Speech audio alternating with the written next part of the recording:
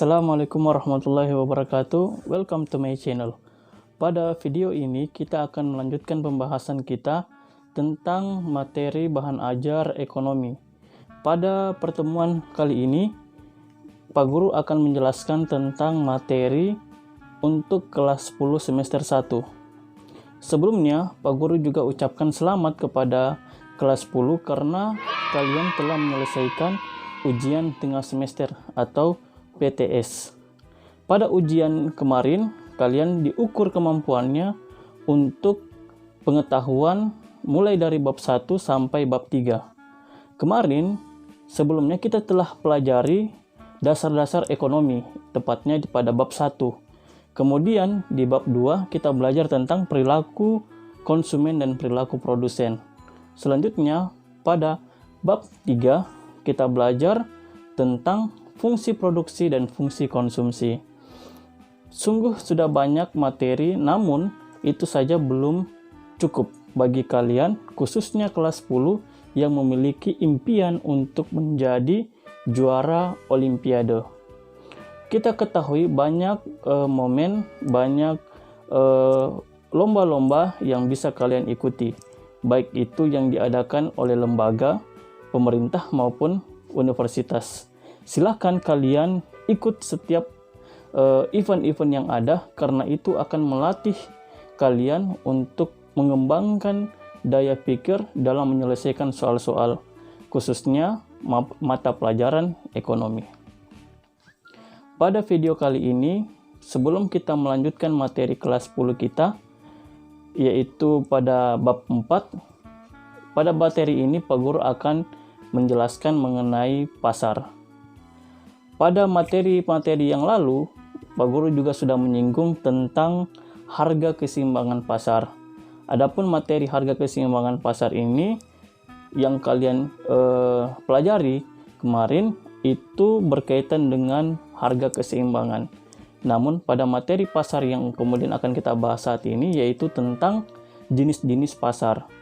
Secara garis besar, pasar itu terbagi menjadi dua. Ada pasar persaingan sempurna dan pasar ketidaksaingan sempurna. Namun, tentu saja kalian masih ingat pelajaran kelas MTS atau SMP dulu, di mana kalian juga dijelaskan tentang materi pasar. Kalian tentu saja masih ingat apa sih definisi pasar? Pasar secara definisi dapat kita artikan dengan tempat bertemunya konsumen dan produsen. Atau juga bisa kita sebut tempat pertemuan antara permintaan dan penawaran. Ya, adapun syarat sehingga terjadinya suatu pasar yaitu terdapat transaksi, ada tempat dan ada barang yang diperjualbelikan. Secara definisi kemudian menjadi berkembang. Ya, pasar tidak hanya diartikan sebagai suatu tempat untuk bertemunya penjual dan pembeli secara langsung. Mengapa? Karena meskipun antara penjual dan pembeli tidak bertemu secara langsung, namun apabila terjadi transaksi dapat juga disebut sebagai pasar. Contohnya yaitu disebut sebagai pasar abstrak. Adapun pasar abstrak lawannya adalah pasar konkret. Contohnya ya seperti yang kita sering temukan, misalnya ketika kita pergi ke pasar, misalnya pasar baru, pasar Mandonga, ya dan lain-lain. Itu disebut pasar konkret. Mengapa disebut pasar konkret? Karena pembeli dan penjual saling bertemu secara langsung. Kemudian pasar abstrak yaitu pasar yang tidak terlihat, yaitu pasar yang antara pembeli dan penjual tidak bertemu secara langsung dan barang yang ditawarkan juga tidak ada di tempat, namun terdapat transaksi, ya sehingga disebut sebagai pasar abstrak. Contohnya adalah pasar online, misalnya Bukalapak, Shopee dan lain sebagainya. Itu adalah contoh pasar abstrak. Adapun pasar juga dibagi berdasarkan waktunya. Misalnya ketika kita berada di daerah pedesaan, pasarnya itu kadang 3 hari sekali atau seminggu sekali.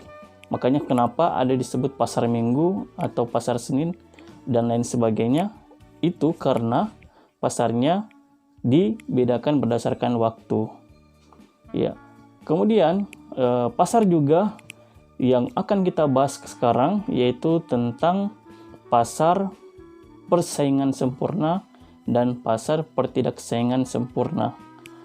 Adapun pasar persaingan sempurna, ciri-cirinya adalah banyak sekali penjual dan pembeli. Kemudian ciri yang kedua adalah barang yang diperdagangkan homogen. Kemudian ciri yang ketiga adalah tidak ada rintangan atau no barrier untuk penjual atau pembeli memasuki pasar.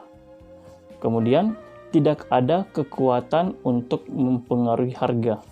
Maksudnya adalah seorang produsen atau penjual tidak memiliki kekuatan untuk mempengaruhi harga.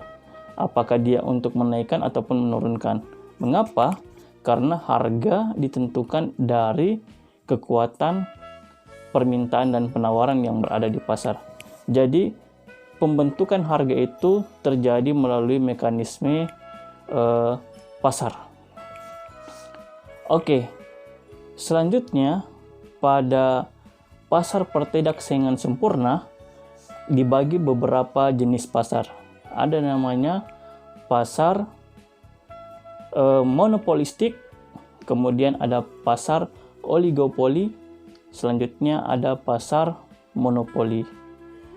Ciri-ciri pasar monopolistik yaitu di mana terdapat penjual dan pembeli namun tidak sebanyak pasar persaingan sempurna. Kemudian barang yang diperdagangkan itu homogen namun berbeda corak. Ya, contoh misalnya ada 2 jenis barang yang sama, misalnya sampo. Sampo yang satu memiliki ciri khas misalnya menghitamkan rambut, sedangkan yang satu melembutkan. Ya, jadi terdapat perbedaan corak meskipun dalam satu jenis yang sama. Ya, kemudian kekuatan dalam hal menentukan harga. Pada pasar monopolistik ada sedikit saja kekuatan atau kemampuan seorang produsen untuk membentuk harga. Namun tidak sebesar nanti kita akan bahas pasar monopoli. Ya. Adapun kemudian kita ke pasar pertidaksaingan yang selanjutnya yaitu pasar oligopoli. Oligopoli berasal dari kata oligo dan poli. Oligo yang berarti beberapa, sedangkan poli yang berarti pasar. Jadi di dalam pasar ini terdapat beberapa perusahaan. Ya, beberapa itu artinya lebih dari satu. Ya. Dan kemudian perusahaan-perusahaan ini memiliki kekuatan-kekuatan juga untuk menentukan harga. Ya, barang yang diperdagangkan juga difference atau berbeda. Ya. Kemudian selanjutnya pada pasar yang akan kita bahas yaitu pasar monopoli. Pasar monopoli berasal dari kata mono dan poli. Mono yang berarti satu dan poli yang berarti pasar atau perusahaan. Jadi di dalam pasar monopoli itu hanya ada satu perusahaan. Ya, jadi di situ ada kekuatan perusahaan untuk mempengaruhi harga. Ya.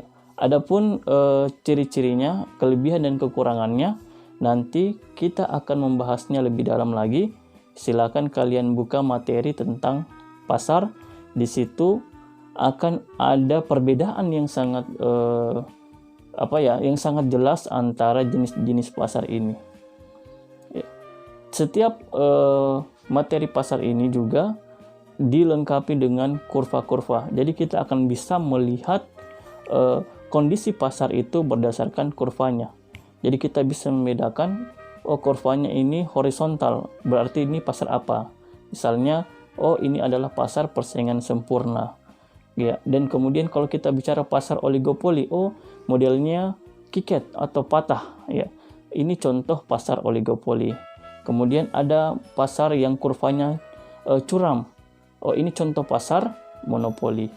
Ya, nanti kita akan membahasnya secara lebih dalam, dan materi ini kalian dituntut untuk dapat membedakan setiap ciri-ciri, kelebihan dan kekurangan, dan mengenali kurva-kurva setiap jenis-jenis pasar, khususnya pasar pertidaksaingan sempurna.